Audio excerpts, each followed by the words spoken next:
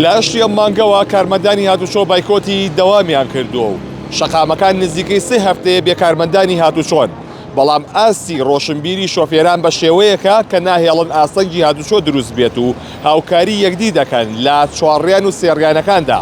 من ئێستا لە بەردەمی ئوتێ سلێمانی پاڵاسم کە لەم شوێنەدا لە 4 لاوە ئۆتۆمبیل دێتە یەک شوێنەوە، بەڵام شۆفێران هاوکاری یەکدی دەکەن و ئاسەنگی هاتوچۆ دروست ناکەن. ئەمەش دەگەڕێتەوە بۆ ئاسی شۆفێری و ئاسی ڕۆشنبیری شۆفێران لە سەر شەقامدا.